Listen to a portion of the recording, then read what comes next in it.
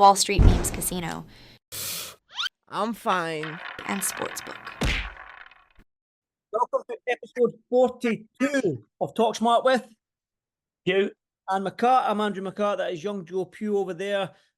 Joe, how are you, my friend? It seems like it's been a while, man. We're doing this on a Monday now because your weekends are just, man, to be young again. That's what I'm going to say. To be young, wild, and free. Well, I'm half glad we done it on a Monday as well, because we get to talk about the addition of Naoya Inoue, which was a good little thing to get up and watch. 12:30, 1 o'clock UK time. One of the pound for pound kings have an absolutely great fight against Nery, which I'm sure we'll talk about. But yeah, all good, mate. How's your weekend been? Very much quiet. Went to see my mother in Edinburgh, but yeah, quiet. There was not much going on this weekend for me, but yeah, it's a nice little touch that we got this on a Monday because we get to discuss two undisputed champions who have just fought 48 hours between each other, maybe less than that, yeah. 24 hours apart, almost 36 hours, what you want to say. But let's just start with Canelo then Joe. Canelo, Jaime Munguia.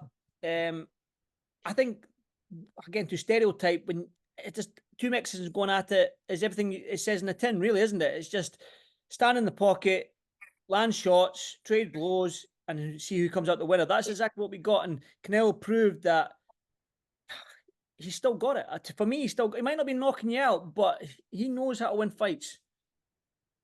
Yeah, look, we can sit here and talk all day whether Canelo's the same fighter as he was 2, 3, 4 years ago, but at the end of the day, he's still doing the job, and he's still doing the job against younger, hungrier fighters like Jaime Munguia, who, although he has had, I think, 40-plus professional fights, it's taken a long time for him to get to that level. And after a fantastic performance against John Ryder at the start of the year, he was a very, very, very credible opponent and an interesting narrative because of the Mexican background. And yeah, it delivered on all fronts. I thought it was a good fight. Great knockdown by Canelo. As you say, could he have knocked him out? We don't know. Would the Canelo of 3, 4 years ago knocked him out? Maybe. But yeah, a good Canelo performance, better than the Charlo performance, and hopefully bigger fights now. Big fights. Joe, I'm glad you said, could he have knocked him out? And I said, I'm in that book where I think he could have. Now, if you watch the last minute of the last round, Canelo landed a left hook, right hand, right? That clearly had Munguia hurt, but he initiated the clinch. Now, I don't know if that was a little bit more of a maturity experience on Canelo's part, because he knew he had won the fight and there was no point breaking a young fighter's heart, because he's that kind of fighter, of stopping him in the last round. But if you watch, I don't know, listen, I might just be looking into something that's not there. But if anyone's out there and they agree with me, please let me know. But watch that again, the last minute of that last round, Joe, right? He landed the left hook, straight right hand, hurt Munguia, and then Canelo initiated the clinch. So I think he could have knocked Munguia out, but I think that instead of sort of like destroying a young fighter that may get stopped in the last round, so to speak, I think that Canelo was, I don't know, he's just that kind of fighter. Do you know what I mean? That he didn't want to ruin that guy's career any further, if that makes sense. Do you know what I mean? I might just be, again, I might be looking into something that's not there, but I watched that, I mean, like, he could have stepped in the guy, maybe could have put 3.5, 3, 4 punches there, but hey, it might be, like I said, it might just be nonsense that I'm spewing. But if anyone watches that back, let me know if you agree with me. I don't know if you noticed that, Joe, did you? Yeah, I did see it. I just think, probably not for the same reason as you. I thought that. I just think it's Canelo just getting the job done now. I don't think he needed to. He probably didn't need to kind of use any more energy than he was using. And I just thought, just see out the fight, because he was the clear victor. But I don't think Munguia's stock's gone down at all from that fight. I think he put up a valiant effort. He come to fight, which is all we can ask for when you're fighting someone like Canelo, and that's why I will pat Luis Nery on the back for his efforts this morning as well, which we'll come on to. But Munguia can go straight back into the mix of the top super middleweights, and there's some great fights to be made for him. Especially his style, Munguia's style, man. It's fan friendly, man. He's always going to be there in that pocket, trading shots with you, even if you knock him down. I mean, that knockdown, that uppercut was brutal. especially with a left hook coming in behind it. Left hook to set it up, right? And it was just absolutely stunning. But credit to the young man. He just got up, went back to the corner, said he was okay to the referee, and got back into the fight, which, again, that proves that he is tough. He's young. He 40-plus fights. He'll come again, and he's going to be in exciting fights. And that super middleweight division, which has always been a marquee stellar division. It's always been that division we've always looked at and been like, there's top fighters in there. When we go back to just the Ben Eubank days, we've spoken about this before, and Bernard Hopkins and Roy Jones Jr. back in the day as well. It's always been a marquee division, and he's going to put his name in there. But touching on Canelo, a lot of people are saying that Canelo gets hit too much now, and he's too static. He's not got his head movement. But watch the post-fight press conference. Excuse me. There wasn't a mark on him. And when you watch Canelo, he's not like, he doesn't give too much away. He's got a high guard, and he catches a lot of shots, and he just dips. He rides the shots. You know what I mean? He takes a sting out of them. So even though he's inside, he's there to be hit. It's hard to nail him. Do you know what I mean? It's hard to get that shot that connects with him right in the jaw, that wobbles him. So that's intelligent within in itself, that he's there or thereabouts. Because he's shorter, he needs them to come in, the taller fighters. Do you know what I mean? He needs them to come forward a little bit to negate their range. So he has that high guard. If he was fighting guys down at welterweight, you can see him probably doing a little bit more head movement and that, because he wouldn't need to get in that short range. But yeah, phenomenal performance from him. And after that performance, you're probably thinking pound for pound number one. But then upsets Naoya Inoue 4 hours ago, and he does that against Luis Nery. I mean, I do want to talk about the pound for pound list, Joe, but Inoue got dropped in the first round. Has he shown that he's human? Yeah, but he can also show it's a wake-up call for him. And that little bit of adversity in the first round, I was so shocked. I was watching it live, literally stuck it on the television, and everyone in the rest of the house was upstairs, and I just went, "Oh my God!" And they thought someone had just died or something. I couldn't believe it. I couldn't believe what I was watching. But yeah, just shows that little bit of vulnerability, which I like. I like that because it gives the next fighter going in there, in a few fights' time, maybe if Liam Davis is still going down the route he's going, he could land a Inoue fight. It gives you that small bit of hope. But I do love Naoya Inoue, and I think it's been 7 fights since his last little bit of vulnerability when he got cut against Donaire in the first fight. So when was that? I think that was like 2019. Yeah. So now we're 5 years since we've seen any kind of little glimpse of Naoya Inoue being hurt, or kind of Naoya just doing something off the Naoya pace. But Inoue, I think that woke him up, because obviously he came back with the knockdown, but then he was sort of tapping his chin, showboating, and then the knockout was just brutal again, man. Man, for a little guy, he can pack a punch, and I think that word monster, or that name monster, sometimes a ring name or a nickname doesn't suit a fighter. Iron Mike Tyson, that suited Mike Tyson. Do you know what I mean? Monster just fits perfectly with Inoue. Do you know what I mean? It's just fantastic. He's just an absolute phenomenal fighter. But like, he's undisputed at super bantamweight now. And we spoke about this about Crawford, that sometimes when a fighter moves up the weight divisions, that's where they come unstuck. And we don't think it's 154 for Crawford, but we think that he can probably clear that division out, because that 154 division is wide open. But for Inoue, can he go up to featherweight and do exactly what he's done at bantamweight and super bantamweight? But I feel like we were saying that when he was at bantamweight and he was moving up to super bantamweight, and when he was moving even up to bantamweight.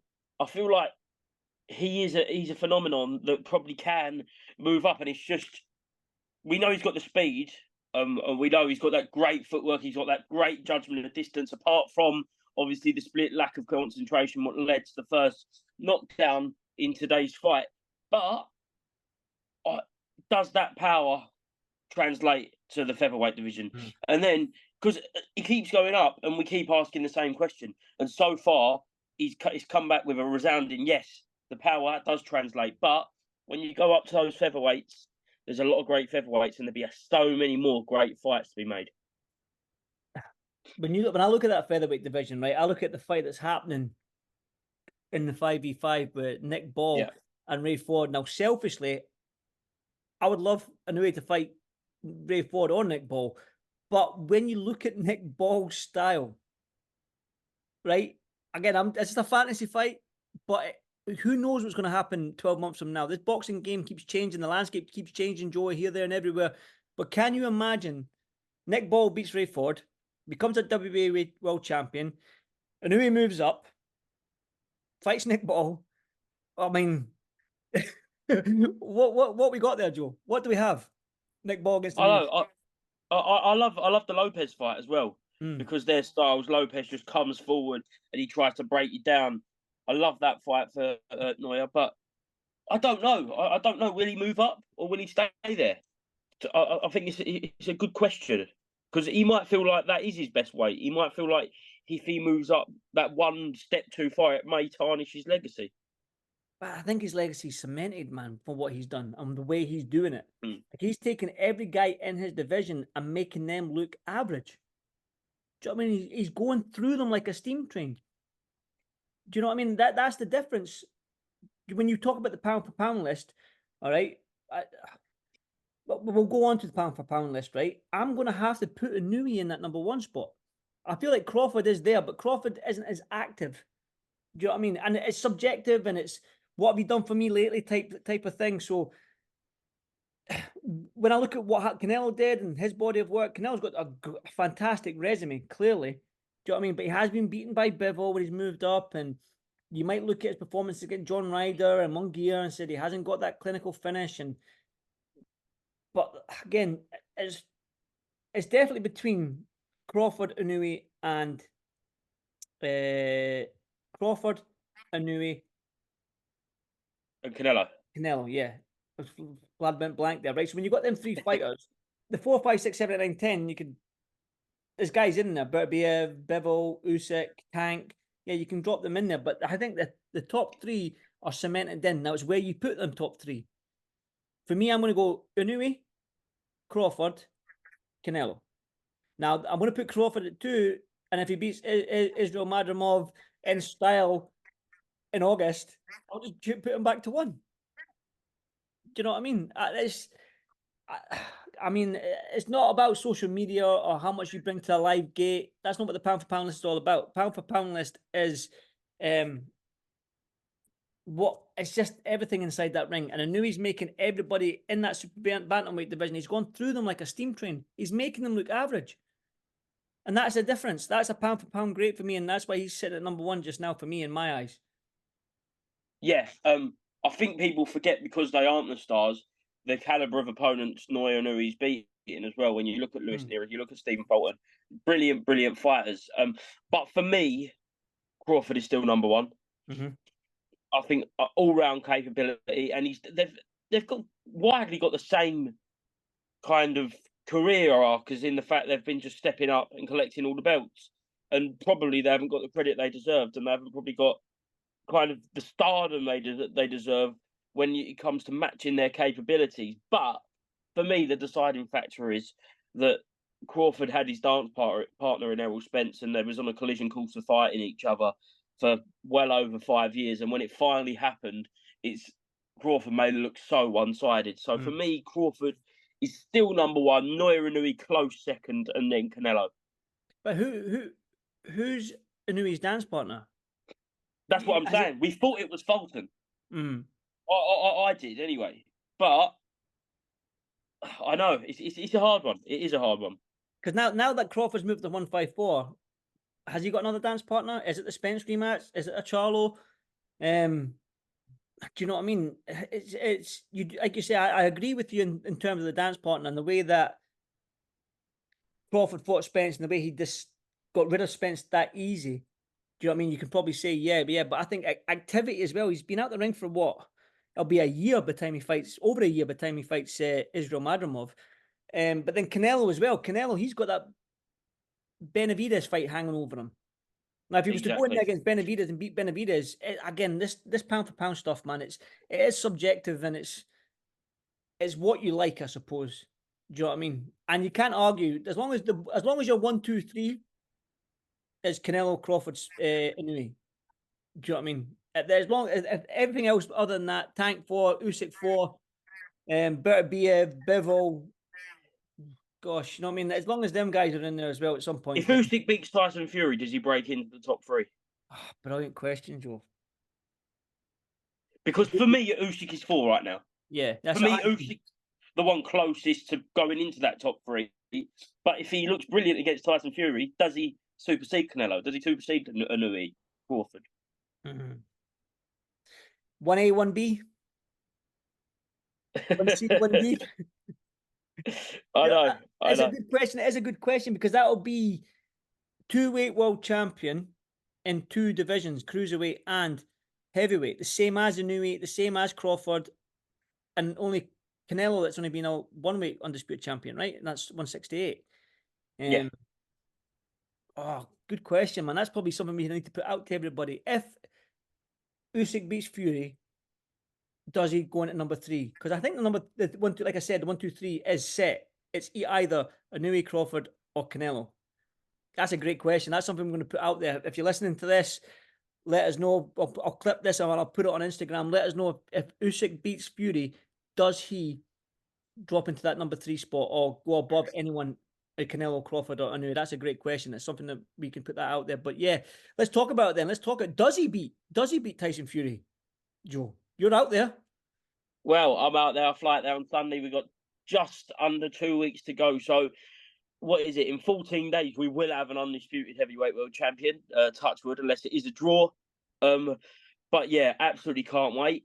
And yeah, only a week now till we fly out there, and it's going to be a massive event. I feel like no one's going to really grasp the scale of it until it is fight week, until everything gets kind of rolling and underway, and then I think it will grow into this massive monster overnight, and everyone will be talking it by the time May 18th comes around. And that, like I say, it's a great fight. And I spoke to Sam Jones. He's confident. No, I don't think he's confident, but he thinks Tyson Fury beats him. He just thinks he's too big and too strong. And a lot has been made of Usyk being susceptible to the body, and people have hurt him to the body.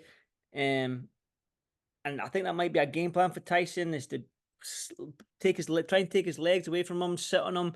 I bet you Tyson wishes it was maybe a 14-foot ring. Do you know what I mean? So he can't dance around that much, but it's a fantastic fight. I think selfishly, as British fight fans, probably maybe a little bit me and you as well, and I know we have to sit on the fence a little bit being in this media game, but selfishly, over there sitting is an Anthony Joshua. And I think that as British fight fans, maybe even world fight fans, they've been waiting for this fight between Joshua and Fury for a long time as well. But here in the UK, man, that's a fight that is just going to, I don't know, I think Eddie Hearn's words, the fight of the century, or the fight of the best fight in boxing in the history of the world. I don't know, but it's a fight that we want to see. And I think that if Fury does beat Usyk, I mean, there you go, there you have it. Fingers crossed. Yeah, well, I think we're 2 fights. Well, I don't know if you saw it just before we come on here, Andy, but I think they set out a kind of a roadmap of the rematch for Fury Usyk taking place in mid-October, with a kind of aim to do it, to do the winner against Joshua if Joshua beats his next opponent, I think in March. Yeah, so I think that just got announced about an hour ago. His Excellency said about that. Oh, so really? the rematch will open this year's Riyadh season in Saudi Arabia. All right, okay. I didn't see that. No, I'm on his Excellency's page just now, and I haven't seen it. So have a look on Benson, mate. I think it will be on Benson by now. Yeah, Michael Benson will have it 100%. There you go, the man himself, Michael Benson. But yeah, the man, the myth, the legend. Yeah. What did it say? That's not it there. His Excellency is declared he is planning a UK versus USA 5v5. Yep. All right. That's there. The Tyson Fury versus Oleksandr Usyk rematch is being planned for October 12th or 13th in Riyadh, Saudi Arabia. At the beginning of has revealed he also said he's eyeing Tyson Fury versus Anthony Joshua for March 2025. Because I think Joshua will fight around about that same time as well. They probably put Joshua on the same card. Do you think? Well, I think they're talking about Joshua the 21st of September, they said last week, September didn't card, they? yeah. Against But- winner Dubois-Hrgovic. Oh, well, fascinating, man. Again, see, I'm not on Twitter. You know what I mean? I have to go on IFL. I don't go on Twitter as much as X, as they call it now. So Neither do I, to be honest, mate. But I just have those notifications coming up. But I'm never on Twitter. good save there, Joe. Good save. One thing that we are probably gutted about, well, I'm gutted about because I was going out for that 5v5, which I'm excited about in that card alone, but gutted about Beterbiev and Bivol being postponed. Yeah. I think that's a fight that I was just, as a pure boxing fan, that is a fight that just gets me going, but hopefully they can reschedule it. Bivol's still on the card, but I kind of half thought that fight was just sort of forgotten about with this 5v5. Yeah, and I think obviously it's gutting that fight ain't happening, but it kind of got a little bit overshadowed, like an undisputed light heavyweight title fight. And you know what we said about earlier with dance partners? They were the perfect dance partners for each other, and I feel like they were kind of getting a little bit overshadowed. So hopefully, when it gets rescheduled, we'll stick a bumper card behind it, but everyone will be talking about Beterbiev Bivol. I agree, and yeah, exciting times ahead. We've got Lauren Price against McCaskill this weekend. Then we've got the big one, Usyk against Fury. Then we've got the big one, Jack Catterall, Josh Taylor rematch. Then we've got the big one, the 5v5. So it's a busy month for the two of us, Joe, and we wouldn't want it any other way, would we? No, we won't, mate. We've also got a great fight next Saturday, which I can't wait for. Denzel Bentley versus Danny Dignam. A real crossroads fight taking place at York Hall, live on TNT Sports. Liam Dillon versus Ryan Garner, one that's really going on under the radar. I think that's an absolute cracker.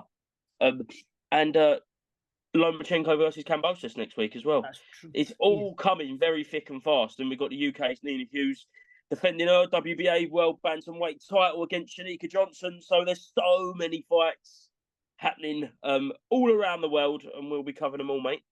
Gosh, man, we'll tell you what, this podcast will need to be an hour long this month, I think, to cover all this. But yeah, Joe, as always, I do appreciate your time, your thoughts, your views.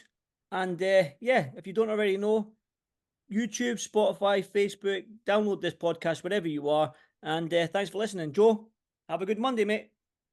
You too, mate. Have a good rest of the week. Thank you, brother. Wall Street Memes Casino I'm fine. and Sportsbook.